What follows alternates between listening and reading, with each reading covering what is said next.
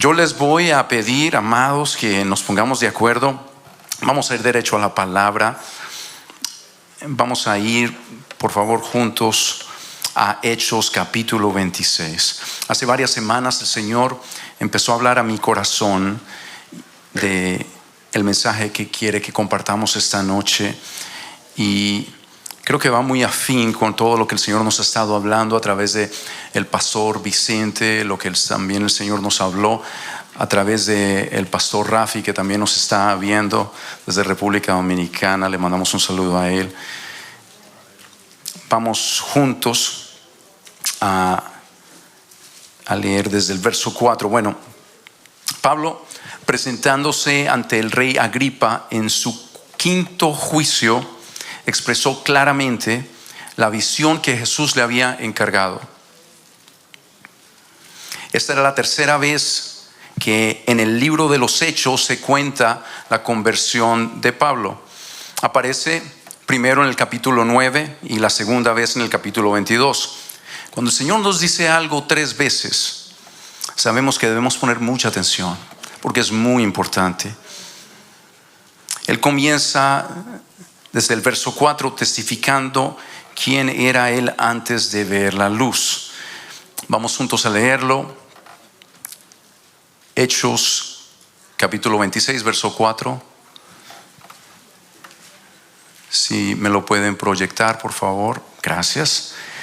Dice la palabra del Señor: mi vida, pues, desde mi juventud, la cual desde el principio pasé en mi nación, en Jerusalén, la conocen todos los judíos, los cuales también saben que yo desde el principio, si quieren testificarlo, conforme a la más rigurosa secta de nuestra religión, viví fariseo. En el verso 4, Pablo era en su vida antes de la visión celestial, porque eso es lo que vamos a hablar esta noche acerca de la visión celestial. Él era un hombre reconocido en Israel, de gran renombre, instruido a los pies de Gamaliel. Parece que hizo parte del Sanedrín, como leeremos pues en el verso 10. Él habla de haber dado su voto para matar a muchos de los santos, incluyendo a Esteban, como lo expresa en el capítulo 22 de Hechos. Bueno, siguiendo en el verso 5 dice: los cuales también saben que yo desde el principio, si quieren testificarlo, conforme a la más rigurosa secta de nuestra religión, viví como fariseo. Los fariseos vivían la ley al pie de la letra.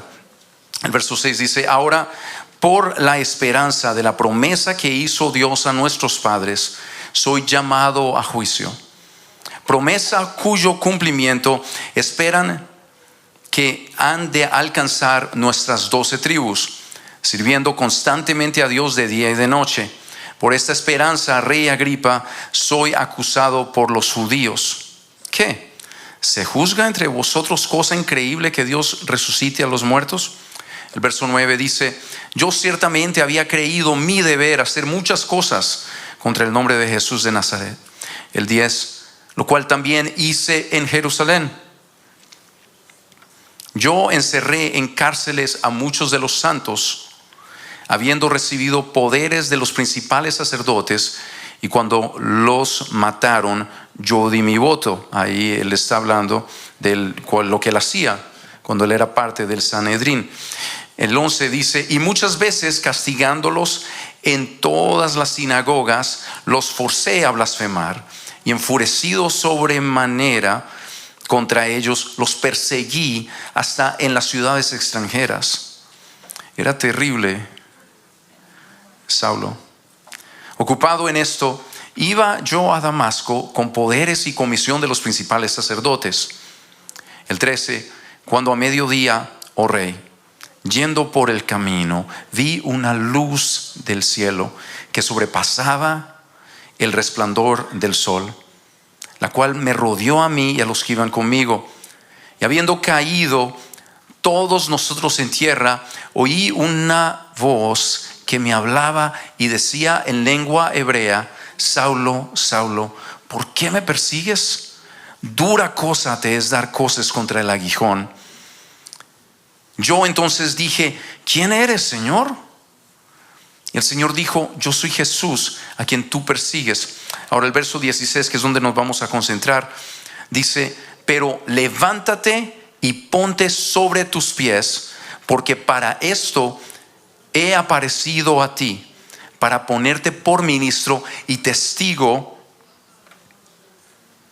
de las cosas que has visto y de aquellas en las que me apareceré a ti.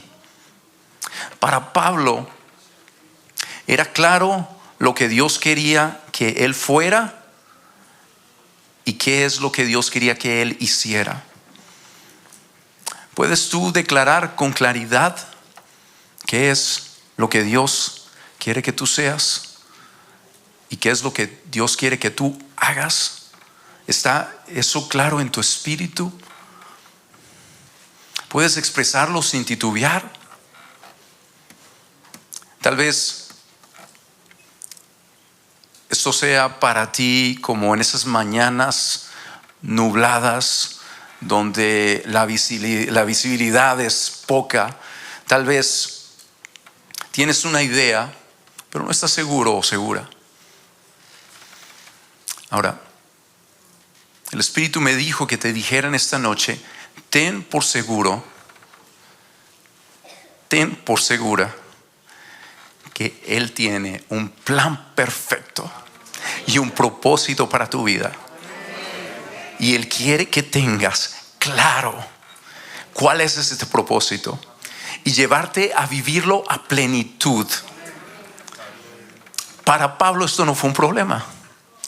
Después que Jesús se le apareció en el momento de su conversión de camino a Damasco, el Señor le habló y le dijo: pero levántate y ponte sobre tus pies, porque para esto me he aparecido a ti, para ponerte por ministro, subrayen esa palabra, y testigo, esa también, de las cosas que has visto y de aquellas en que me apareceré a ti. Una palabra alentadora, una palabra que le daría un nuevo rumbo y propósito, una visión celestial. Pablo estaba de camino a Damasco con instrucciones para continuar devastando y persiguiendo a la iglesia de Cristo. Él no fue persuadido por las palabras, por palabras humanas, ni porque alguien le prometió riquezas ni gloria. Él fue transformado por una palabra directamente de Jesús. Ahora, Jesús no estaba allí para acusarle de su maldad. Leí del verso 4 en adelante porque es importante saber de que Jesús no le presentó la visión celestial por sus buenas obras. No era por la gentileza con que él trataba a las personas. No era por su carisma. Es porque así a él le plujo. Es porque él tenía un propósito. Y Jesús no le sacó en cara toda su maldad. No le dijo: mira, yo quiero hacer algo contigo, pero es importante que primero tú cambies tu forma de ser. No. Es imposible para nosotros agradar a Dios por nuestra propia cuenta.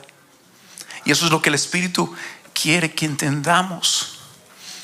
Jesús no se le apareció para acusarle de su maldad, para sacarle en cara los terribles asesinatos que él mismo aprobó.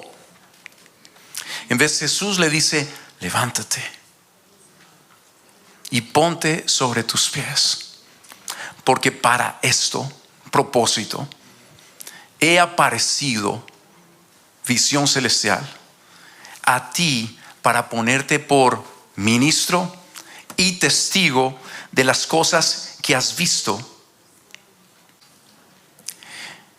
El término griego, vamos a hablar de estas dos palabras, ministro y testigo. El término griego para la palabra ministro es hiperetes, que propiamente la palabra hipo es una palabra compuesta. La palabra hipo significa bajo, y la palabra eretes significa remero. ¿Saben qué es un remero, verdad? Una persona que rema. ¿Sí? La palabra eretes es un remero de una galera o un barco. ¿Sí?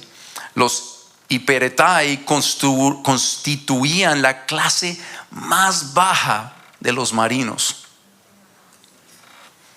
los que realizaban el trabajo más duro, por lo que su nombre llegó después a indicar cualquier tipo de acción subordinada bajo la dirección de otro. Refleja la idea de un servidor, pero con una connotación aún más humilde. Es alguien que está al servicio de otro, pero sin la dignidad de un gran oficio.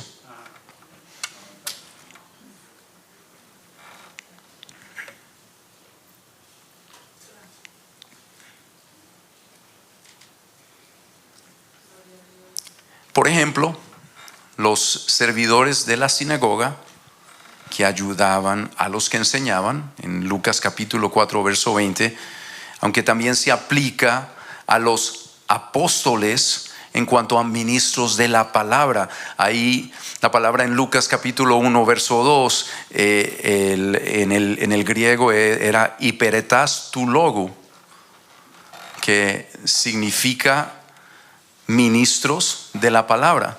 Pero si sustituimos, es un subremero de la palabra, una persona que no tenía rango. Aquí es la palabra que se usa para describir a Pablo como siervo de Cristo en el Evangelio. En Hechos capítulo 26, verso 16. Y de Apolos y Cefas, asociados del apóstol como ministros de Cristo, en 1 Corintios 4:1. Durante un tiempo, Pablo y Bernabé tuvieron a Juan Marcos como ayudante, en Hechos capítulo 13, verso 5. Probablemente él ayudaba en la administración del bautismo y otros deberes relacionados con el ministerio. Juan Marcos no era una persona de renombre, no tenía un título. Él era un siervo. Y eso es lo que es la palabra ministro para los que anhelan el obispado, para los que anhelamos servir a Dios de una u otra manera. En realidad los diferentes rangos ministeriales, el anciano, el pastor, no son para que nos enseñoreemos, sino para declarar o para que haya un orden en la casa de Dios. ¿Sí? Es un orden de servicio. Los que servimos de una u otra manera, que Dios nos llama al ministerio, sea que sirves en la diaconía, sea que sirves en el altar, en cualquiera de los ministerios, no estamos buscando nada, sino que Dios sea agradado. No un título. Amén, dale un aplauso al Señor.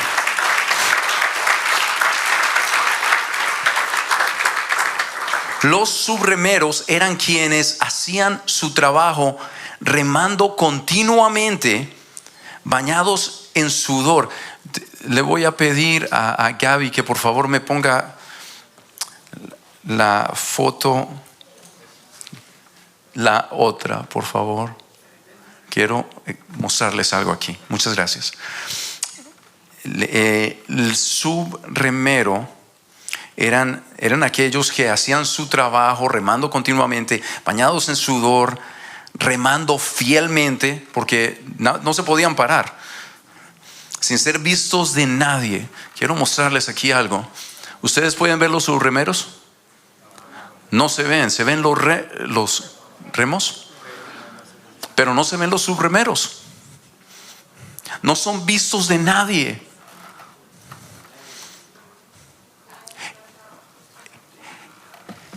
Esta fue la visión celestial que el Señor le dio a Pablo.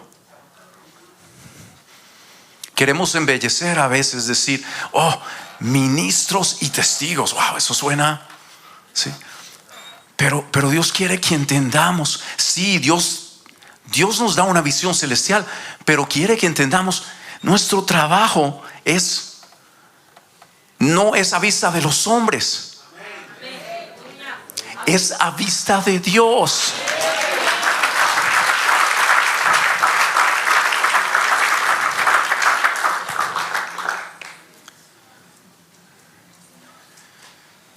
Esa es la palabra griega para ministro.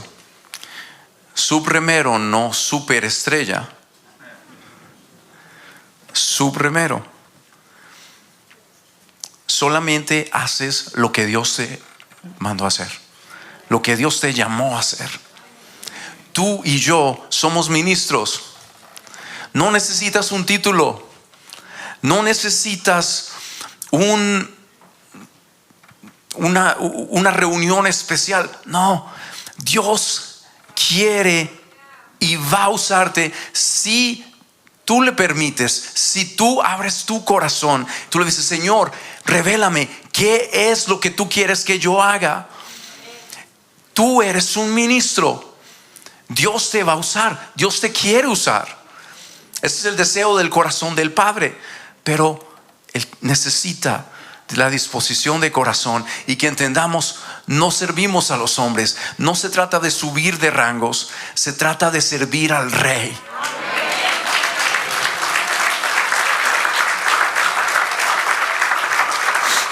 Ahora, estamos todos montados en un mismo barco, así como en la foto.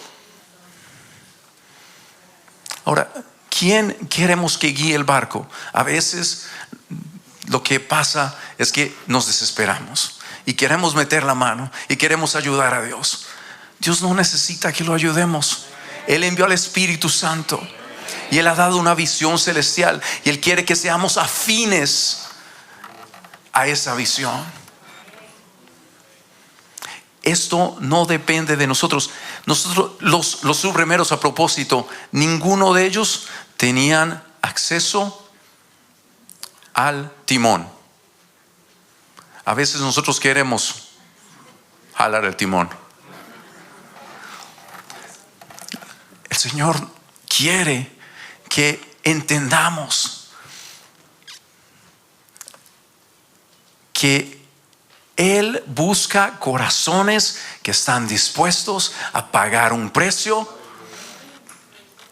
no buscando guiar nada, sino rendidos a los pies de Él, esperando la voz. Así como decía al final del verso 16, que decía, y de aquellas en que me apareceré a ti. O sea, no hablaba de esa era la visión de lo que Dios quería para con él, pero no termina ahí. Hay mucho más que Dios va a hablar, pero para eso hay que estar pendientes y dispuestos a darle el timón al Señor.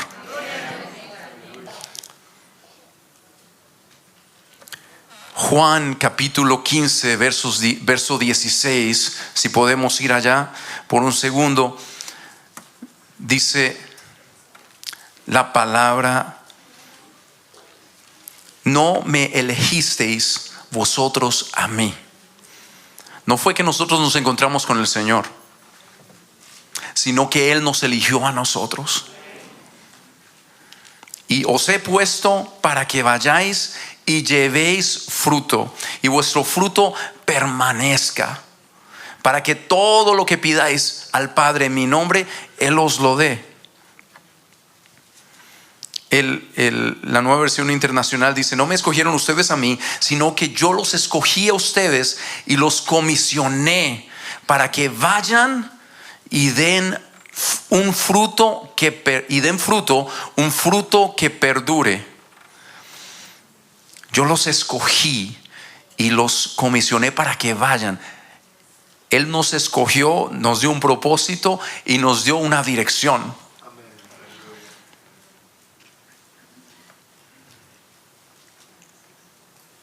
Regresando al verso 16 de Hechos capítulo 26, la segunda palabra que el Espíritu me hizo ver es la palabra testigo.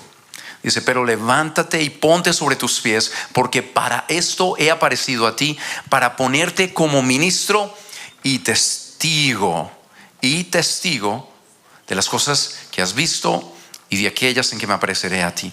Ser testigo. Un testigo es alguien que entra en una corte y simplemente comparte lo que ha visto. El Señor no nos llamó a ser abogados o argumentar el caso.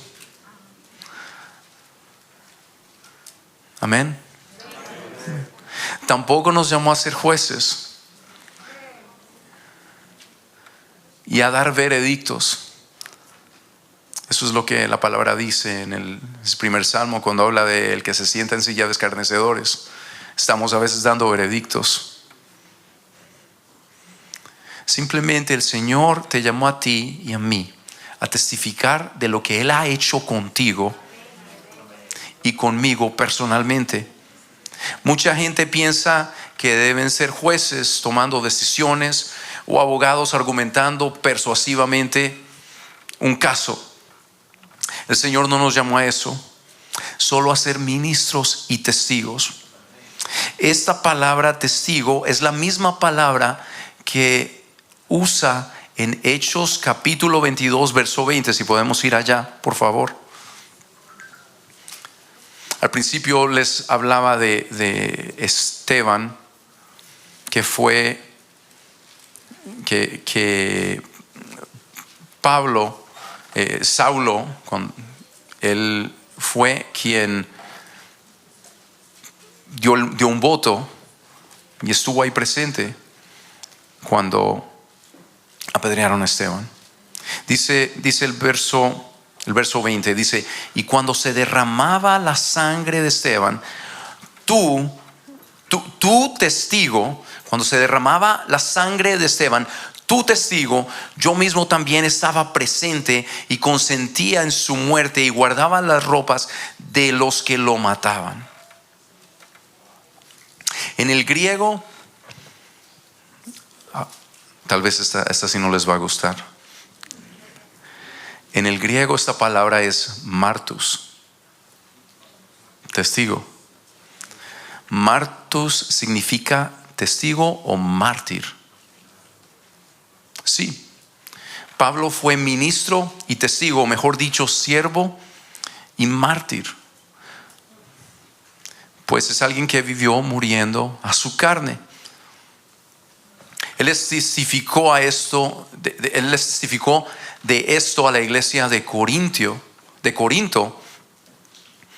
Estos fueron los sufrimientos de Pablo como ministro. Se los voy a leer. 2 de Corintios capítulo 11 versos 23 al 30. Dice: ¿son ministros de Cristo? Como si estuviera loco hablo. Yo más. En trabajos más abundante. En azotes sin número. En cárceles más. ¿Ven aquí la palabra mártir?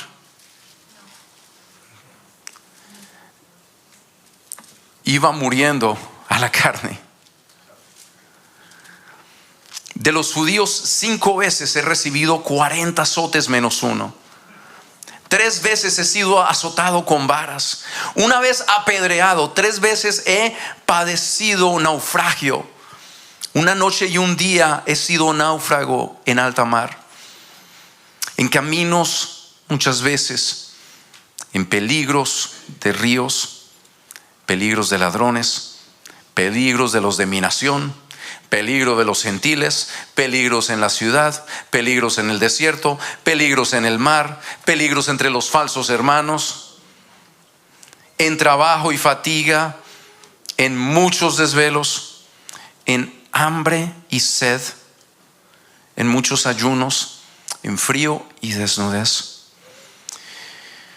Y además de otras cosas, lo que sobre mí se añade cada día, la preocupación por todas las iglesias. ¿Quién enferma y yo no enfermo? ¿A quién se le hace tropezar y yo no me indigno? Si es necesario gloriarse, me gloriaré en lo que es de mi debilidad. Aquí vemos claramente, esto era lo que vivía Pablo, siendo perseguido, aún por los suyos. Él iba muriendo. Él iba muriendo porque su carne, su yo, iba muriendo.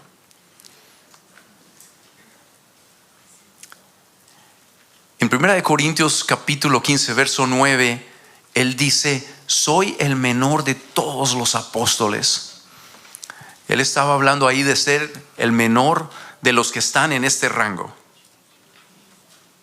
Él decía: yo soy el menor de todos los apóstoles. Eso fue en el año 55 DC, después de Cristo.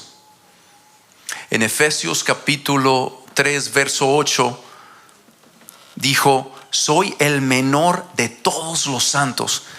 ¿Ustedes ven cómo va muriendo? Ya no es el menor de los apóstoles, ahora es el menor de todos los santos. 5 años después, él iba muriendo. Eso fue en el 60 después de Cristo. Amén. Iba menguando. La madurez cristiana, esto es contrario a lo que vemos en el mundo. Los hombres van creciendo, van aprendiendo, se esmeran por mejorar, por tener un mejor trabajo, una mejor carrera, por ir ascendiendo, ¿sí? Aquí Pablo nos enseña que siendo el apóstol, se consideró el menor de los apóstoles, después el menor de los santos. Iba menguando. ¿Qué debe ser nuestra oración? Que mengue yo, que mengue mi yo, mi ego. La madurez cristiana es hacia abajo, no hacia arriba, es hacia abajo. No se está volviendo menos consciente de tu indignidad, sino más. Voy a repetir eso. No nos estamos volviendo menos conscientes de nuestra indignidad, sino más conscientes. Entre más nos acercamos a su gloria, a su presencia, más pequeños nos sentimos, más vemos nuestra suciedad.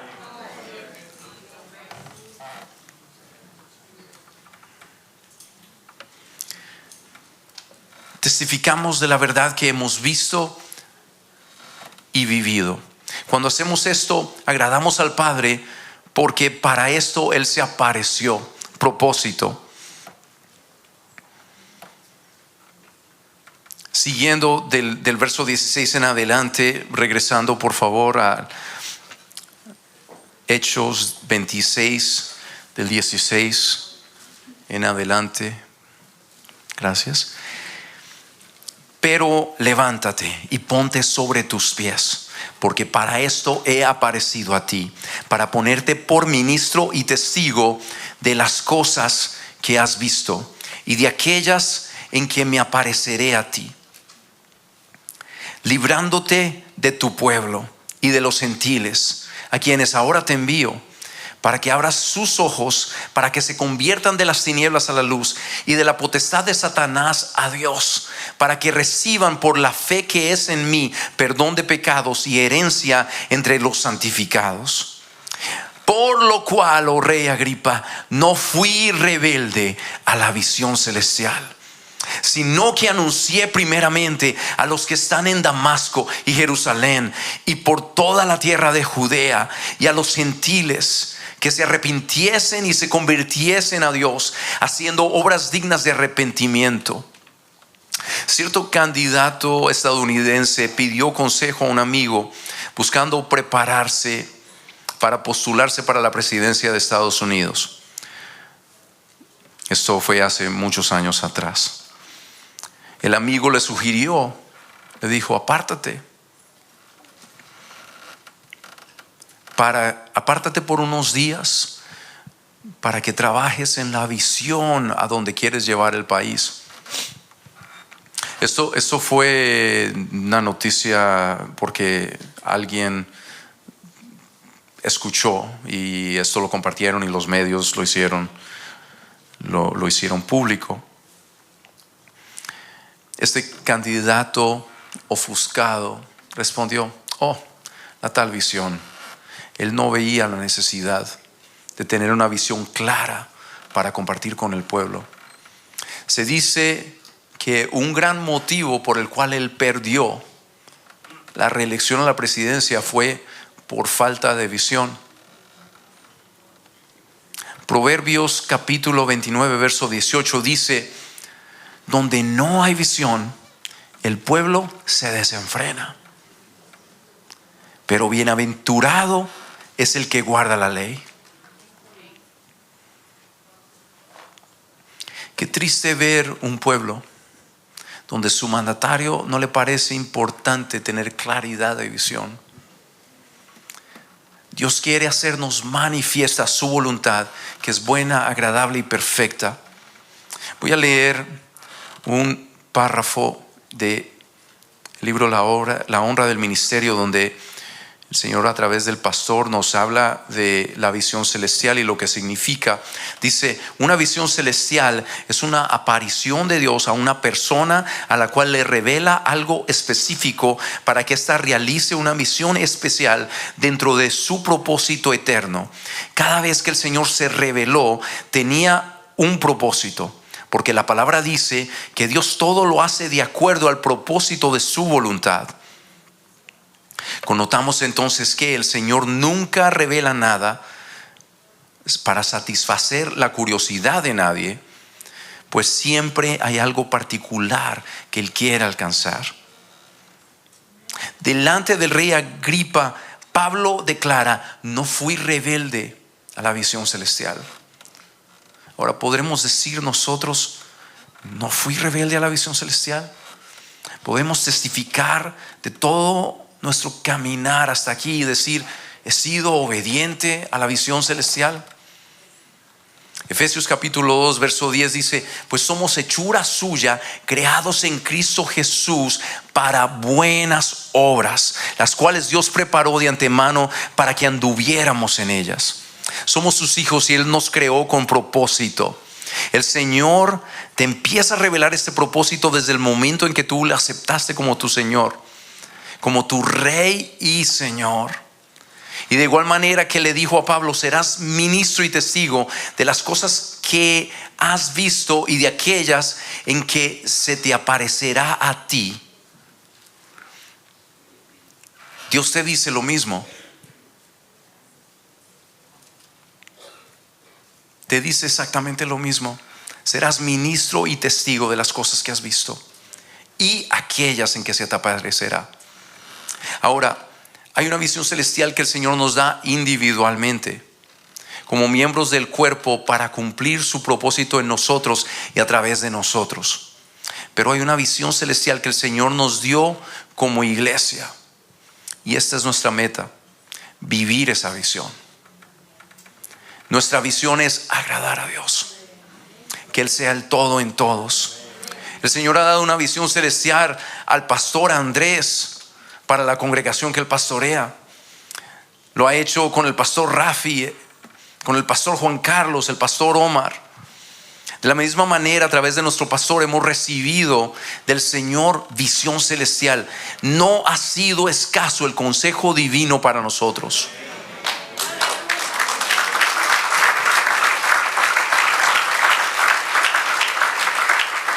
Y el Señor en las últimas semanas nos ha estado instando a través del pastor Vicente a proseguir a la meta, a proseguir hacia la meta. No se puede proseguir a la meta si no conocemos la visión. Es necesario conocer la visión. No podemos andar como el que anda a ciegas o a tientas. Tenemos que estar claros.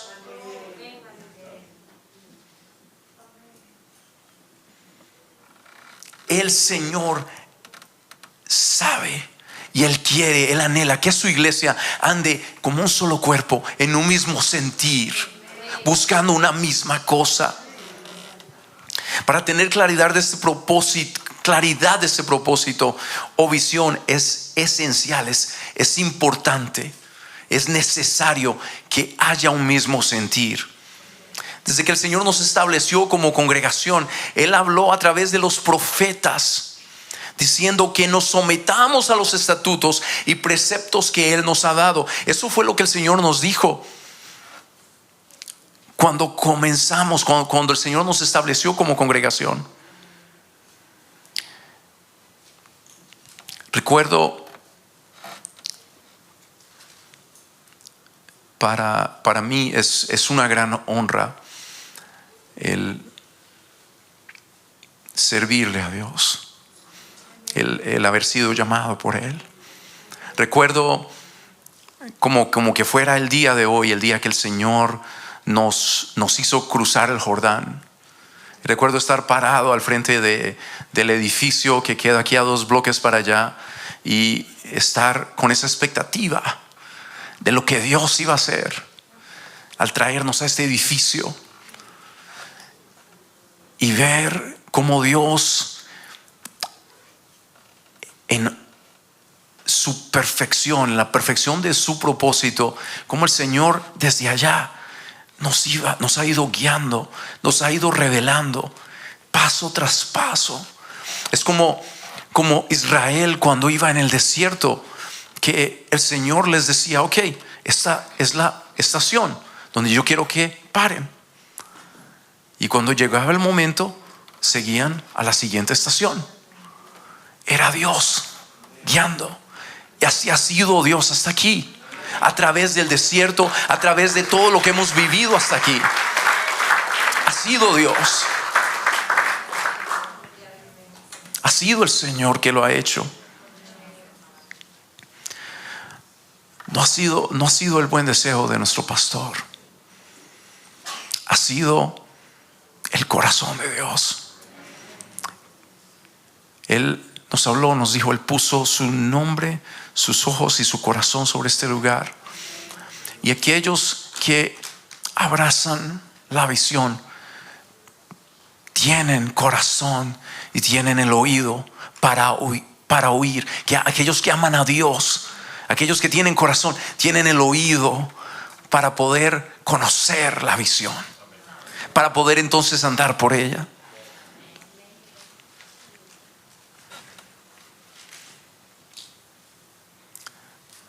Dios ha sido muy bueno para con nosotros. Él ha levantado su ministro y testigo, nuestro pastor, y ha sido fiel en enseñarnos con certeza y claridad cuál es su voluntad. El Padre, en su misericordia y de acuerdo a su voluntad y propósito, le ha placido revelarnos la visión celestial para nosotros. Hemos visto como desde el principio hasta aquí Él nos ha guiado. Es indubitable como el Señor ha avanzado el evangelio del reino mucho más allá de 4 paredes, permitiéndonos ver el fruto de la obediencia, una visión celestial por las naciones. Yo me maravillo cuando veo hombres como los siervos que vienen desde Chile, el pastor Andrés y Gode, los siervos desde Argentina hasta Colombia, el Caribe, en España. Aunque ellos no están aquí metidos con nosotros todos los días, tú puedes tener claro, tú puedes percibir que hay unidad de espíritu a pesar de la distancia. Y los siervos se conectan a través de YouTube o a través de los medios, de la televisión o de la radio, y lo que ellos alcanzan a ver es muy poco. Nosotros tenemos la gracia de tener a nuestro pastor aquí, de tener a los siervos que Dios ha levantado para servir aquí en esta casa. Que no nos pase como le pasó a Moisés, que no sabía que estaba parado en Tierra Santa. Que no nos pase de tal manera. No, que aprendamos a apreciar todo lo que Dios nos está dando y nos ha dado.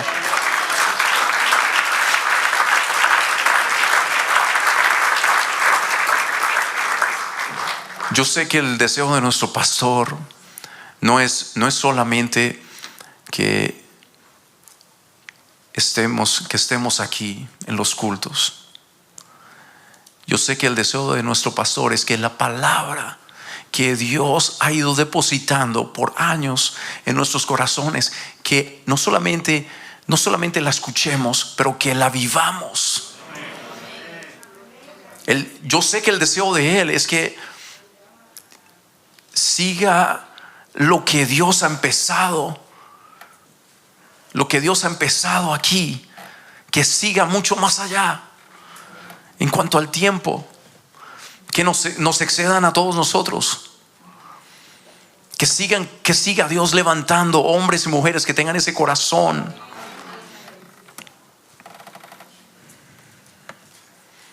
Como Pablo, somos ministros y testigos, y damos gracias a Dios porque le ha dado a nuestro pastor, a los ancianos, a los líderes, a los ayudantes de cada ministerio, todos los que sirven, cada hijo e hija de esta casa, la visión celestial.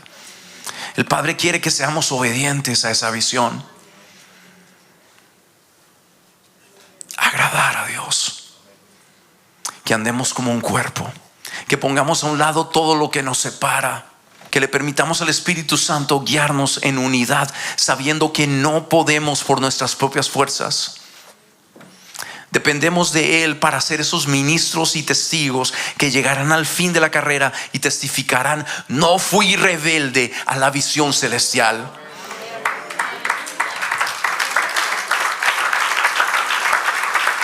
¿Quién sabe si Pablo hubiese consultado a hombres cuando escuchó la visión celestial? Mira, ¿qué te parece? Jesús me habló, me dijo esto. Y va y le pregunta: ¿esto no fue lo que Jesús le dijo? Jesús le dijo: mira, esta es la visión, obedécela, síguela, levántate y ponte en pie y sigue la visión.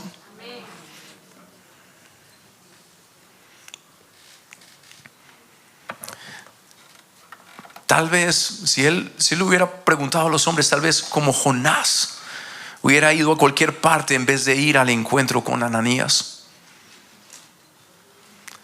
A veces terminamos como Jonás, confundidos, pero no por falta de visión, sino de corazón.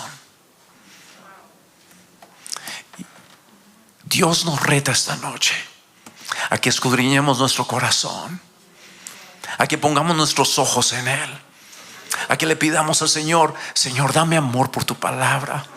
Dame amor por esa visión que tú nos diste como iglesia. Yo quiero ser uno.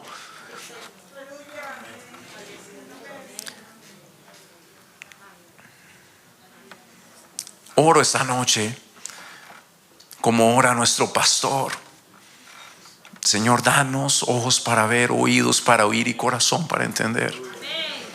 Dependemos de ti. Aleluya.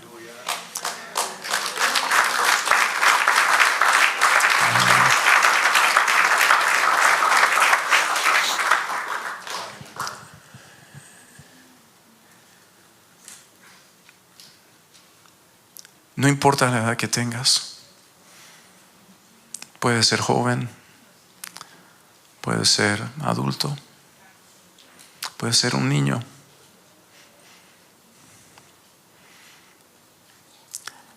Dios quiere que le creas a la visión. Tenía yo solamente 16 años.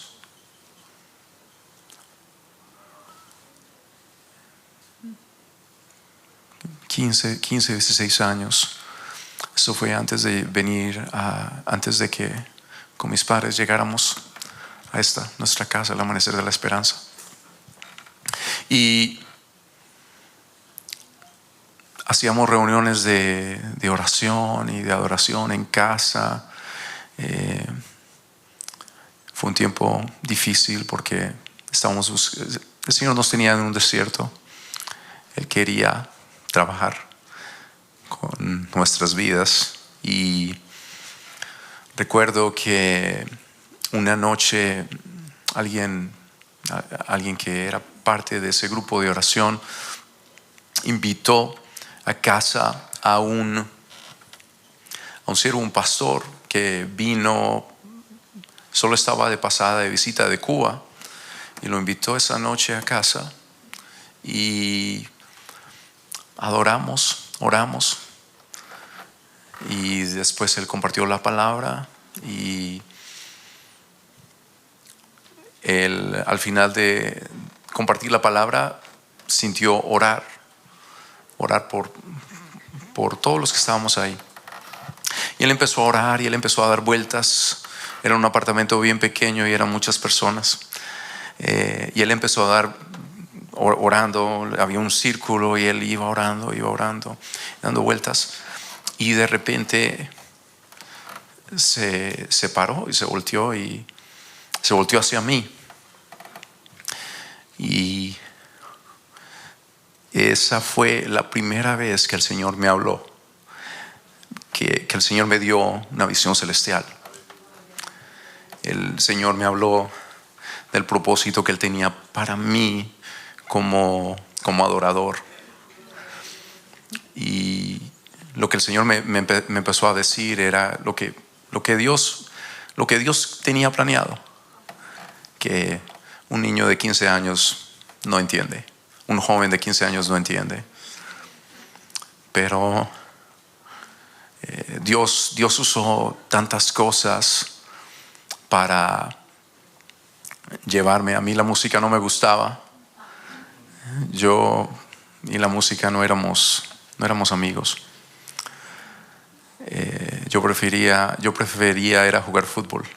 Era fútbol. Y de repente vino el Señor y me dio esta palabra. Me dijo, el Señor te habla y te dice, yo voy a darte el don para tocar instrumentos, no solamente uno, muchos. Y te voy a dar el don para adorarle en cántico. Y ni cantaba ni me gustaba la música, yo eso no lo entendía. Mi hermana se había fracturado un dedo y mis padres le compraron una organeta para que tomara clases, para que hacer terapia, ¿no? El dedo. Hizo la terapia como 3 meses y la organeta quedó ahí cogiendo polvo. Y ahí el Señor me inquietó por empezar a tocar el piano, a jugar con el piano, a buscar notas. Y empecé a tocar. Y recuerdo la canción era esa canción que dice: pon aceite en mi lámpara, Señor.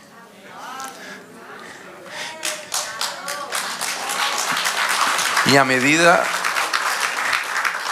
que yo iba ahí, me paraba delante del piano y empezaba a tocarla. Bueno, el Señor fue poniendo aceite en mi lámpara.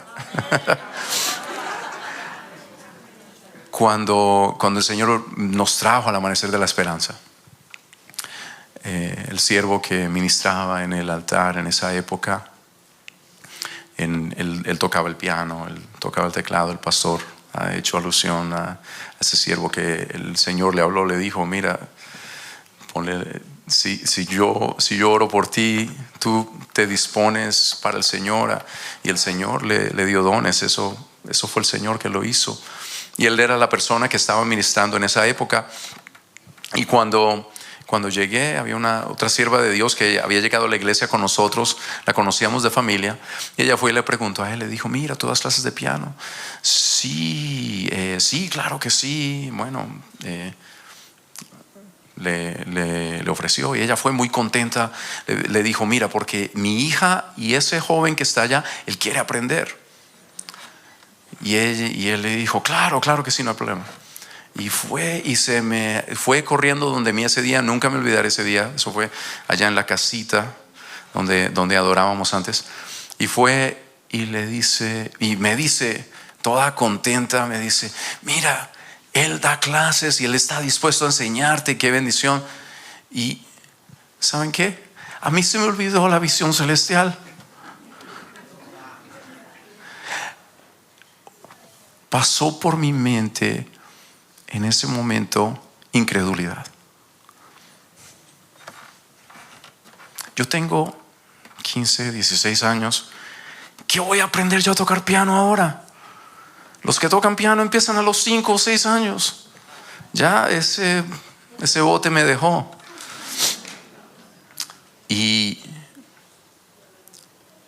Pero el Señor vino y me recordó. Él tuvo misericordia de mí.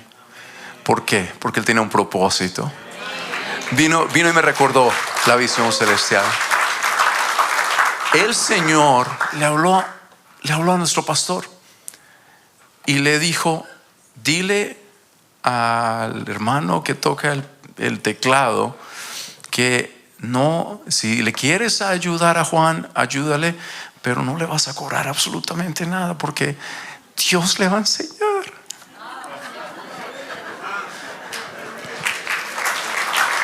Y cuando pasó esto, él fue donde mí y me dijo: mira, el pastor Ramé se me acercó y me dijo esto, así. Yo había tomado una clase con él, y ahí fue que el pastor se enteró, y ahí fue que el Señor le habló al pastor, y él consecuentemente le dijo esto al siervo. Una historia larga, corta. El Señor fue quien me enseñó a tocar el teclado. Fue el Señor. De 10 años aquí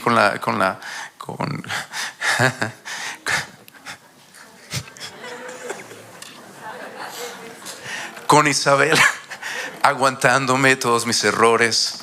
10 años mientras yo iba creciendo, mientras iba aprendiendo. Y después de los 10 años yo iba aprendiendo, y el Señor me inquietó por buscar un libro para ver para crecer más. Y cuando ordené ese libro, el día que me llegó a casa, yo lo abro, y yo no sé cuánto tiempo yo estuve, pero los 10 primeros capítulos, yo estaba con la boca abierta. Yo decía: esto fue todo lo que el Señor me enseñó. Y yo no sabía ni cómo se llamaba, los términos, yo eso no lo entendía. Yo decía: pero wow, es que si el Señor tiene un propósito y tú dispones tu corazón, Él te va a revelar la visión.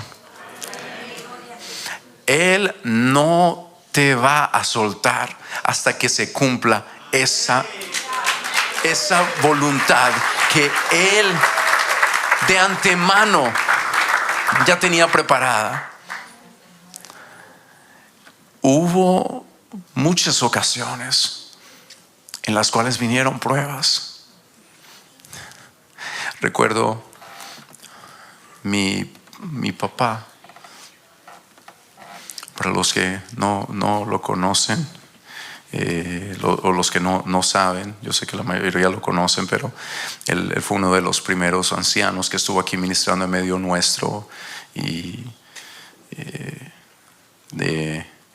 hombres de Dios que yo le doy gracias a Dios por su vida y lo honro, porque él ha sido muy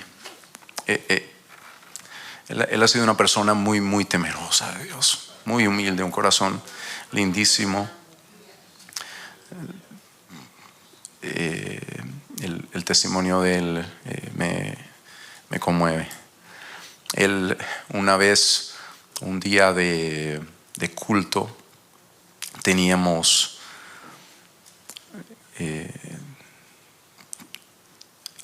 me llamaron porque mi Dios era el soccer, no Dios, sino era el soccer, el fútbol, como le decimos en América Latina. Y me llamaron de la escuela, me dijeron: mira, queremos hacer fútbol de salón y necesitamos que tú te metas para que tú puedas estar listo para el próximo año, la temporada. Y era día de culto y yo le dije a mi papá, le dije: papi, yo no voy a poder ir al culto porque yo tengo eso. El Señor le dio mucha sabiduría y me dijo: mijo, haz como tú pienses, pero yo no estoy de acuerdo. Yo creo que tienes que darle lugar al Señor.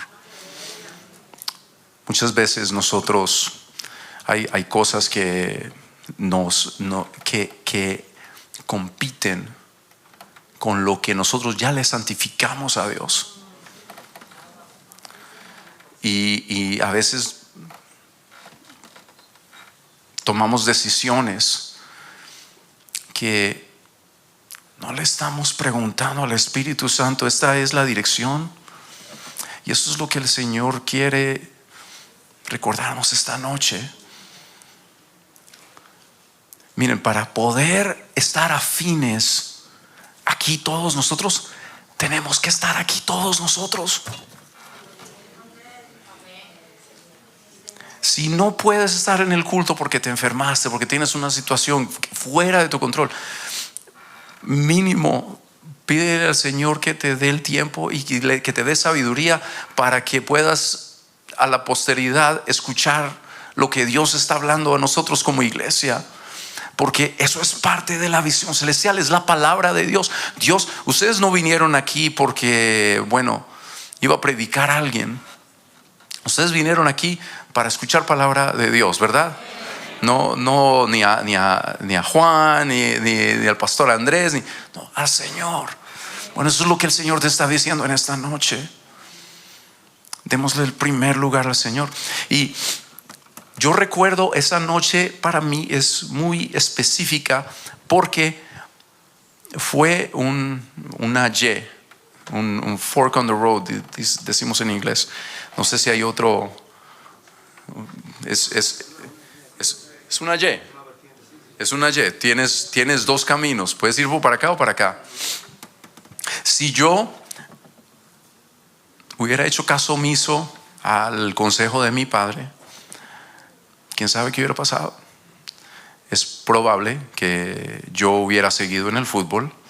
Es probable que eventualmente hubiera podido el 12º grado meterme y ser titular y tal vez que me vengan y me vean los how do you say scouts? ¿Cómo se dice scouts en español?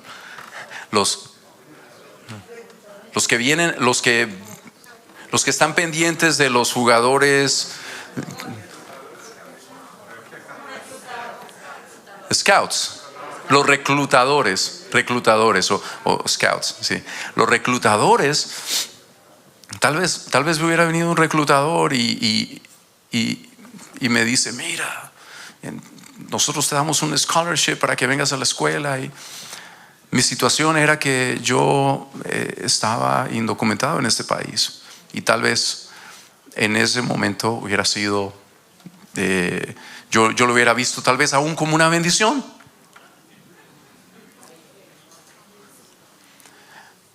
Pero ¿cuánto me pudo haber costado eso? Dios tenía un propósito. Dios había hablado, había una visión celestial. Yo hubiera dejado todo. Dios no hubiera podido hacer lo que Él quería hacer.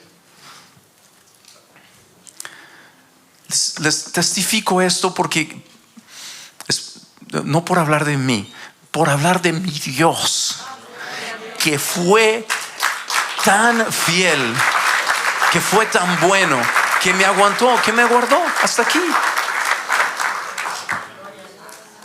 Sí, muchas veces llegan esas yes o esos momentos donde tenemos que tomar decisiones, y lo más importante es que le pidamos al Señor dirección antes de tomar una decisión, antes de hacer esa llamada y decir, mira, yo voy a hacer esto, yo voy a hacer aquello. No, ora, pídele a Dios, Señor, dame sabiduría. Él quiere hablarte. Muchas veces no lo dejamos hablar. Voy a orar. Voy a hablar con el Señor. Señor, Padre, en el nombre de Jesús. Y empezamos ahí. Amén. Y ya. Y el Señor dice, pero yo te quería hablar. Eso fue un monólogo, no una conversación. Dios quiere a través del Espíritu Santo hablarnos también. A veces es bueno estar en silencio delante de la presencia. No es necesario hablar todo el tiempo. Esa es parte de tener una relación. Pasa con los esposos, ¿verdad? Los mejores matrimonios no son los que no tienen problemas. Los mejores matrimonios son los que se comunican. Pero la comunicación es mutua. Yo hablo, pero tú también hablas, y yo también te escucho, y tú me escuchas y yo te escucho. Eso es lo que Dios quiere también, que nosotros aprendamos a tener comunión con Él. No solamente, Señor, tú eres mi bombero, tengo un fuego y tengo este otro fuego y tengo este otro fuego, ayúdame, amén. No, Dios quiere paz en la presencia de Dios. Necesitamos tiempo para poder lograrlo.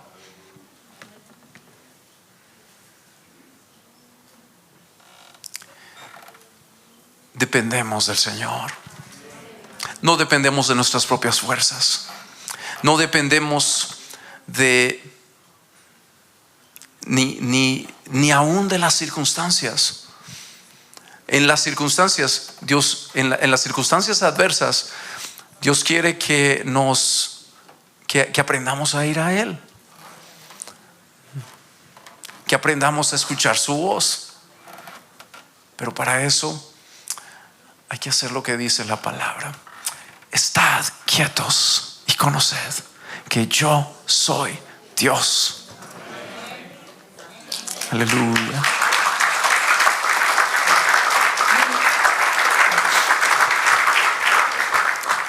El Señor quiere que seamos siervos y testigos.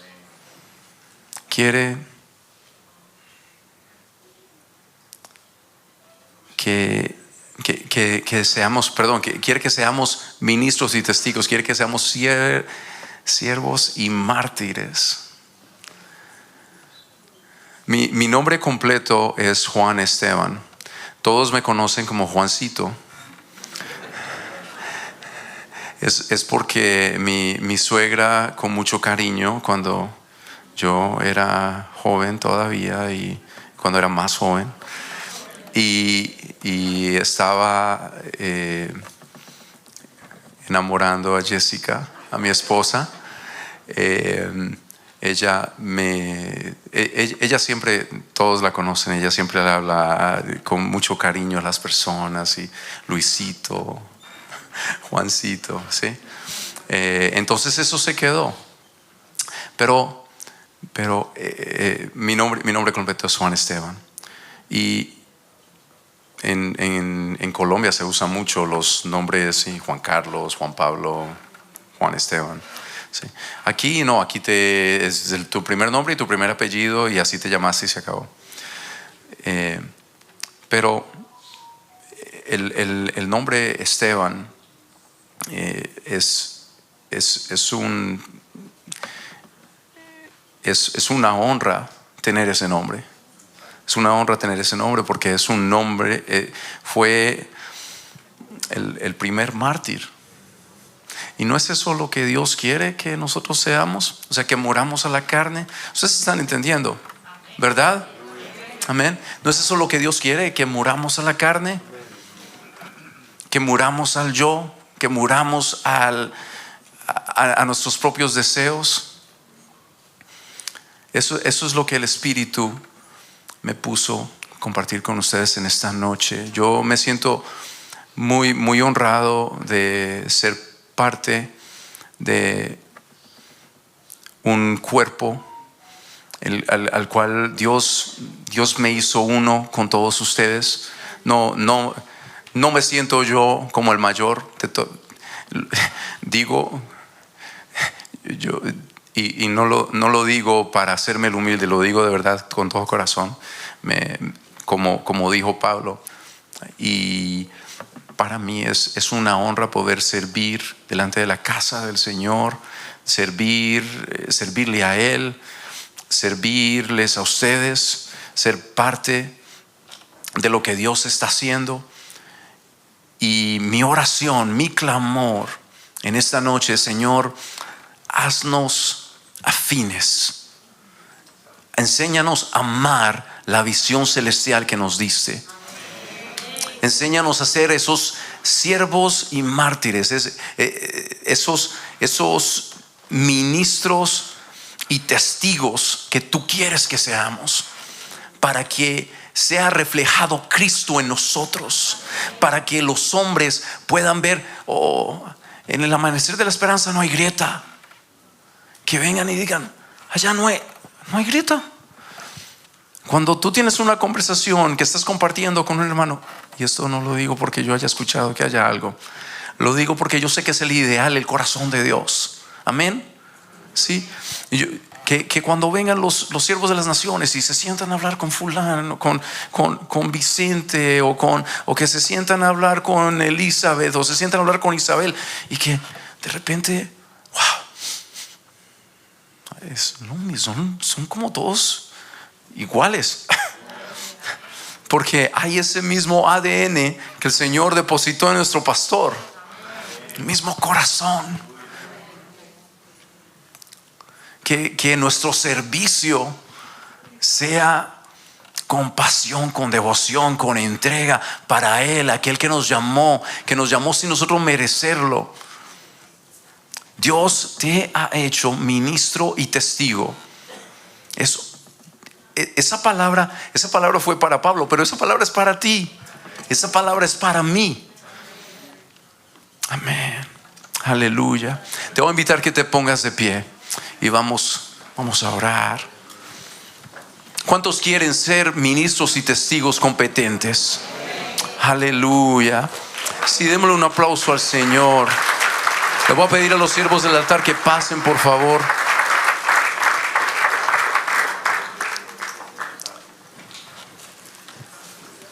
Aleluya.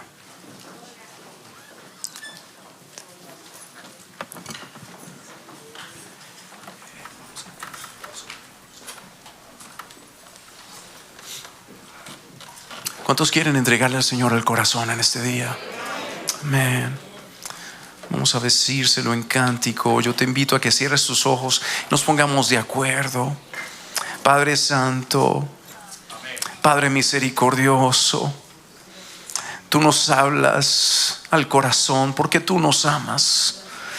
Señor, estas palabras parecen difíciles, Señor, pero lo único que tú buscas es un corazón contrito y humillado, un corazón que se entrega por completo, una disposición de corazón. Padre Santo, y en esta noche nos unimos como un solo cuerpo, Señor. Permítenos ser uno en ti, afines a la visión celestial que tú has revelado a tu iglesia, Señor.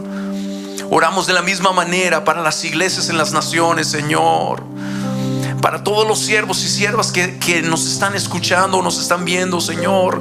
Padre, en el nombre de Jesús, que de esa misma manera la visión celestial que tú le has dado al pastor Rafi, Jehová Dios, que haya afinidad en el cuerpo, que empiece desde arriba, Señor, desde los ancianos hasta los líderes, hasta cada ayudante, cada persona, cada siervo y sierva que son parte de tu casa, de tu cuerpo, Señor. Que el anhelo del corazón sea agradarte a ti.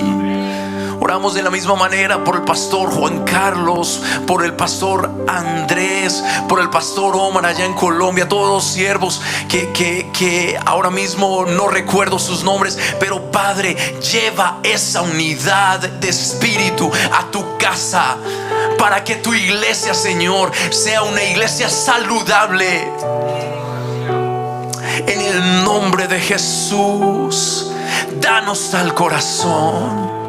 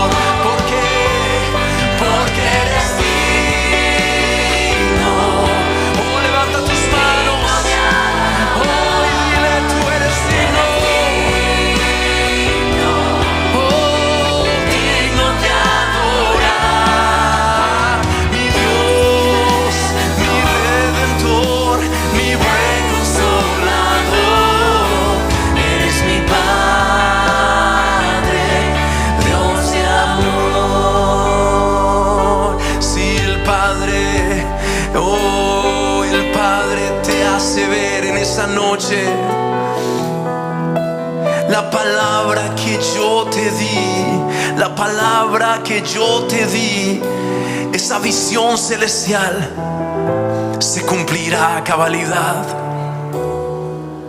Se cumplirá a cabalidad. Solamente tenemos que creer, solamente tenemos que esperar, confiar, esperar y no desesperarnos. Aquel perito arquitecto de nuestras vidas cumplirá su propósito en mí y en ti. Es su fidelidad que nos ha traído hasta aquí, y Él terminará la obra que comenzó hasta el día de Jesucristo.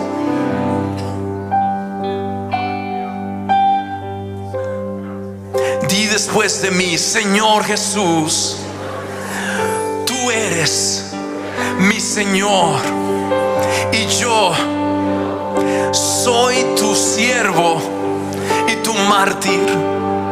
Me rindo delante de ti, creyendo tú cumplirás tu propósito en mí y serás el centro de mi vida. Me entrego, me rindo y te doy el control para que tú, Señor, seas glorificado, no a nosotros, sino a tu nombre sea toda la gloria. En el nombre del Padre, en el nombre del Hijo y del Espíritu Santo. Amén y amén. Aleluya, aleluya.